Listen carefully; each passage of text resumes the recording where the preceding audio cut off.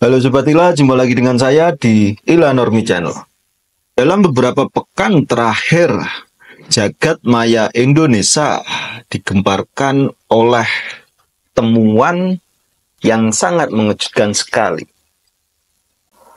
Sebuah grup Facebook yang bernama Fantasi Sejarah berisi ratusan ribu anggota yang secara terbuka membagikan fantasi seksual yang menyimpang terhadap siapa? Ya terhadap keluarganya. Ayah, ibu, anak, atau bahkan kakek dan neneknya.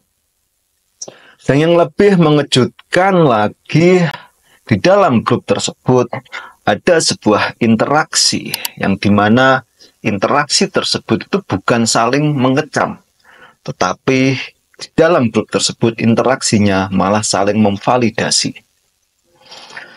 Ini bukan sekedar kerusakan terhadap individu.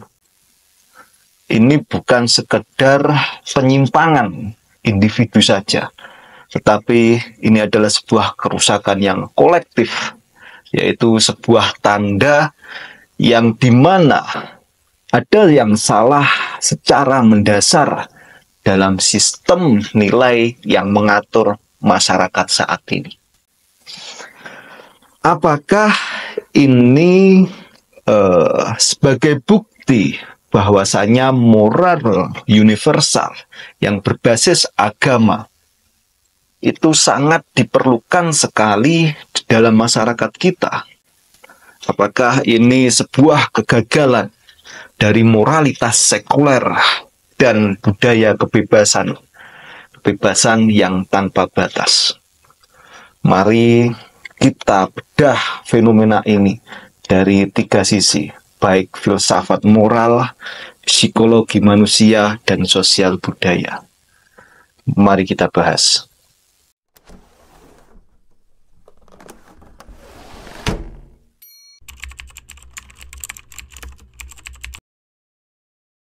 Dalam filsafat moral, ada dua pendekatan utama ketika kita akan membahas tentang moral. Yang pertama yaitu deontologi religius, dan yang kedua yaitu utilitarian sekuler. Apa yang dimaksud dengan deontologi religius? Yaitu suatu etika atau moral yang terinspirasi dari prinsip-prinsip atau ajaran sebuah agama. Nah, ini moral etika ini atau tindakan ini dianggap baik ataupun buruk itu hanya berdasarkan kepatuhan pada kewajiban atau kepatuhan kita kepada peraturan-peraturan yang berasal dari agama.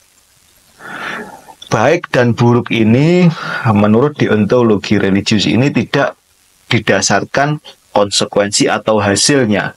Walaupun konsekuensi hasilnya itu merugikan orang lain, tetapi ketika kita menjalankan kewajiban, menjauhi larangan yang dilarang atau diajarkan oleh agama, maka itu dianggap sebagai moral yang baik.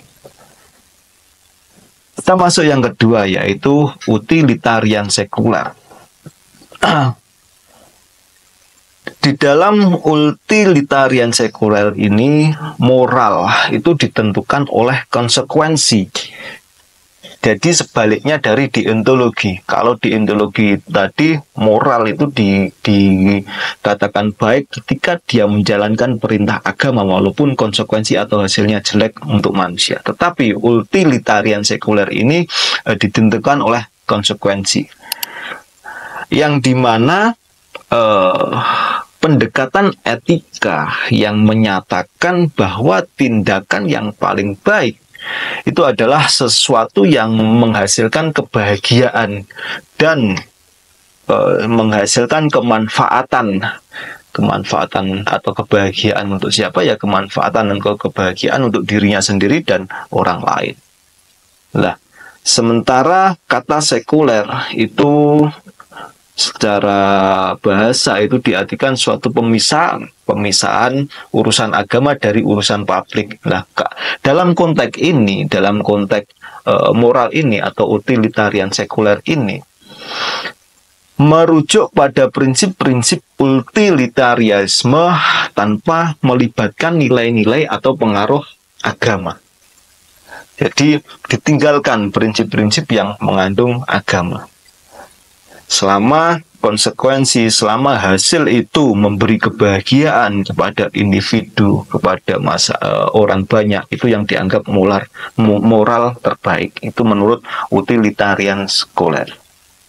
Nah, masalahnya itu muncul ketika pendekatan sekuler ini dibawa terlalu jauh, terlalu dalam, terlalu bebas. Maka akan memunculkan suatu relativisme moral, yang dimana ketika relativisme moral ini, dari pintu relativisme moral ini akan muncul sebuah penyimpangan-penyimpangan. Gini, jika semua nilai atau moral tertentu itu ditentukan oleh individu, maka setiap orang itu bisa menciptakan moralnya sendiri. Termasuk orang-orang yang berada di grup Facebook yang saya contohkan di atas tadi, yaitu fantasi sejarah. Mereka akan menganggap fantasi tersebut adalah sebuah moral yang baik, menganggap perilaku itu adalah sebuah kebaikan. Karena apa? Ya karena bisa memberi kemanfaatan kepada circle-nya, berbagi fantasi, berbagi pengalaman, cerita, dan itu membahagiakan bagi circle-nya. Dan di sini masalahnya akan muncul. Kalau kita meminjam istilah dari Nietzsche, yaitu istilahnya itu ketika Tuhan telah mati, maka di situ akan lahir bukan hanya kebebasan saja ketika orang-orang tersebut mematikan Tuhan atau mentiadakan agama. Yang lahir itu bukan hanya kebebasan saja, tetapi juga kehampaan. Kehampaan dari apa? Ya kehampaan dari nilai-nilai yang ada di dalam kehidupan ini, atau bisa kita sering kenal dengan istilah nihilisme. Karena apa? Karena tanpa kompas moral yang objektif, itu manusia bisa menjustifikasi apapun. Moral itu menjadi baik, termasuk fantasi sejarah yang seperti ada di grup Facebook itu akan dianggap baik karena di situ tidak ada moral objektif yang didasarkan. Moral yang dipakai di situ hanya berdasarkan kebahagiaan yang dia capai, kemanfaatan kepada circle-nya saja, tetapi tidak memperdulikan agama, nilai-nilai yang terkandung di dalam agama. Nah, hal ini, peristiwa yang terjadi di dalam grup fantasi sejarah ini menunjukkan bahwasanya moral tanpa agama itu akan rentan jatuh ke dalam krisis arah, tidak mempunyai patokan. Jadi berdasarkan individu saja. Nah, di sini agama itu memberi batasan yang tak bisa digoyangkan oleh pendapat mayoritas atau preferensi individu. Agama itu sebagai pembatas, moralnya itu sebagai pembatas. Kitab suci ketika melarang fantasi sejarah itu tidak boleh ya, walaupun itu memberikan kebahagiaan kepada orang banyak, walaupun itu memberikan kemanfaatan kepada circle-nya, orang banyak circle-nya yang di dalam grup-grup tersebut, tetapi ketika agama itu tidak membolehkan fantasi sejarah itu, maka ya itu dianggap sesuatu yang buruk.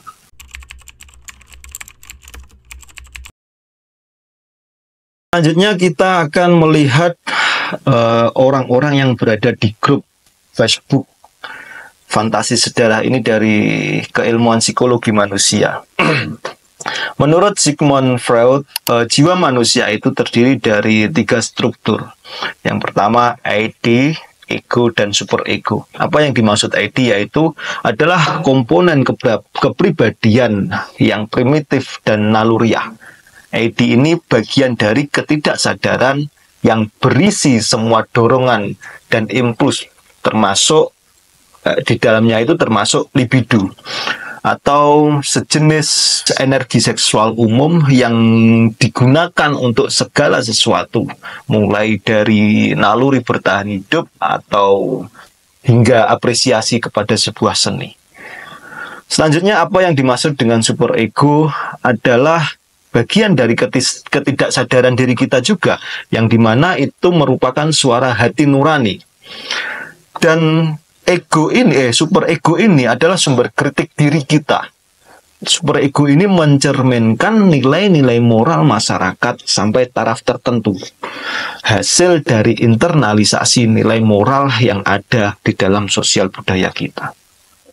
Yang ketiga adalah ego. Ego ini adalah satu-satunya yang ada di dalam diri kita, itu bagian dari yang paling sadar, kepribadian kita yang sadar, yaitu yang disadari orang ketika mereka itu berpikir tentang diri mereka sendiri, dan itulah yang biasa mereka coba proyeksikan kepada orang lain melalui tindakannya.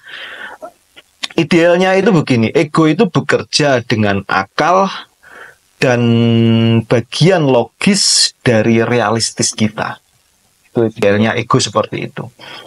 Nah, dapat disimpulkan dari pendapat Freud ini, kalau id ini adalah bagian primitif dan insting dari pikiran yang hanya berisi dorongan seksual dan agresif serta ingatan-ingatan tersembunyi saja. Sementara superego itu beroperasi dalam kesadaran moral di situ. Kesadaran moral, bagian dari ketidaksadaran kita tapi dalam moral. Lah, ego ini adalah bagian dari realistis yang memediasi antara keinginan dari id dan superego. Tengah-tengahnya. Ego ini tengah-tengahnya, menimbang mana yang akan kita keluarkan di dalam kehidupan sehari-hari. Apakah dorongan dari id tadi atau dorongan dari superego tadi. Nah, selanjutnya agama, fungsi agama. Agama itu selama ribuan tahun itu berperan sebagai penguat superego yang kolektif. Agama ini menekan dorongan destruktif dari id, dari naluri hewani tadi, ya, dan memberi batasan etik terhadap kebebasan ego. Jadi ketika kita mau melakukan sesuatu itu, ketika agama itu membuktikan bahwasanya bisa menjadi rem untuk apa ya? Untuk tindak laku kita yang lebih baik. Tetapi ketika agama ini ditinggalkan atau agama ini dimarginalkan, suara superego itu, suara yang membisikkan moral kebaikan itu akan menjadi lemah. Ketika superego itu lemah, maka edi, naluri hewani kita tadi itu akan mendominasi di dalam diri kita. Ada juga di dalam studi psikologi kontemporer, itu juga menunjukkan bahwa ketika seseorang itu sering mengakses konten-konten yang menyimpang, misalkan seksual yang ekstrim, seperti grup sedarah yang ada di dalam Facebook itu secara terus-menerus, maka ia akan mengalami yang dikatakan desensitisasi, yaitu konten atau perilaku yang dulu itu dianggap menjijikkan, dianggap bertentangan dengan moral. Hal tersebut bisa menjadi netral atau bahkan dianggap normal ketika itu diulang-ulang menjadi sebuah kebiasaan. Tuh. Nah, inilah yang terjadi di dalam grup Facebook itu.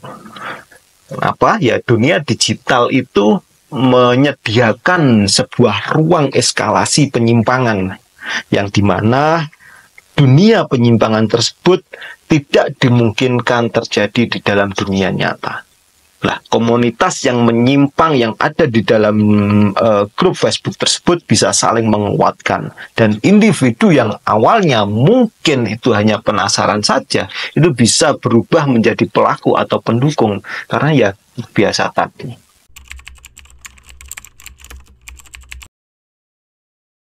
Selanjutnya kita masuk ke dalam sudut pandang sosial budaya kontemporer.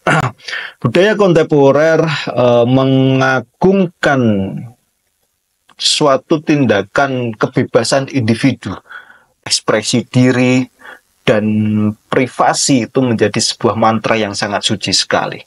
Tapi seperti kata sosiolog yang terkenal yaitu Zygmunt Bauman, masyarakat modern seperti kita saat ini itu sedang menuju ke dalam istilah liquid modernity, yang dimana semua nilai-nilai itu menjadi cair. Tidak ada lagi yang tetap, baik buruk itu menjadi cair, menjadi sebuah kebiasaan. Seperti yang sudah saya sebutkan tadi, ketika perilaku yang buruk itu terus terulang-ulang dilakukan secara bersama, dilakukan orang banyak, ya sesuatu yang buruk, perilaku buruk itu akan dianggap sebagai sesuatu yang normal. Ya ini yang disebut liquid modernity tadi, nilai-nilai yang menjadi cair. Di sini tidak akan ada lagi nilai tetap, maka batas antara yang normal dan yang menyimpang itu akan menjadi lebur, akan menjadi tidak jelas lagi. Nah, inilah yang terjadi saat orang-orang merasa berhak mempublikasikan fantasi seksualnya terhadap ibu, anak, bapak, atau bahkan kakek neneknya. Nah, mereka, orang-orang ini itu menolak disebut menyimpang, karena ya sudah tidak ada batasan-batasan tadi. Terus kira-kira apakah ini merupakan sebuah kebebasan? Atau justru ini sebuah kegilaan yang kolektif, kegilaan kolektif yang difasilitasi oleh algoritma digital. Dan yang lebih ironisnya lagi itu negara atau platform digital itu sering gagal menjadi benteng moral kita saat ini. Mereka, negara dan platform digital ini lebih takut dituduh tidak ramah terhadap hak individu seseorang ketimbang menjaga etika publik. Maka ruang-ruang seperti yang ada di dalam grup fantasi sedarah yang ada di Facebook itu bisa hidup dan tumbuh subur, bahkan bertahun-tahun sampai akhirnya saat ini viral.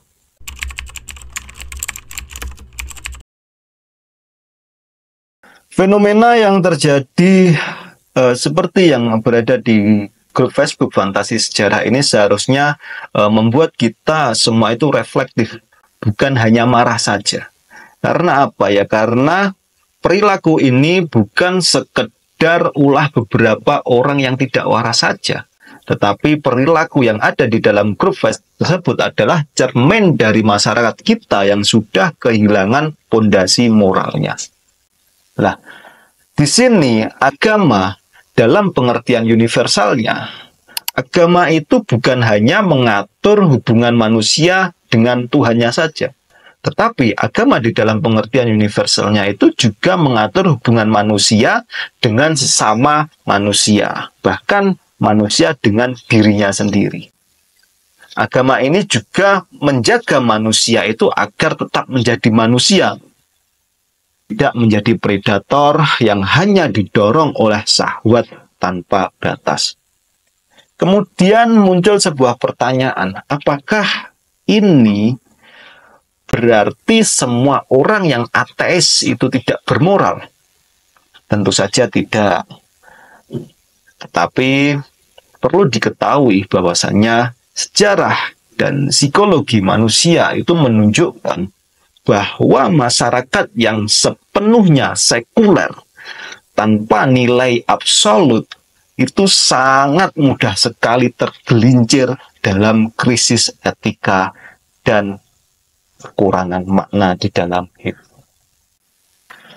Kita sebagai manusia yang bermasyarakat bukan hanya sedang menghadapi pertarungan antara agama versus kebebasan, tetapi ini adalah pertarungan antara moral universal yang melindungi kemanusiaan dan kebebasan absolut yang membunuh secara perlahan-lahan.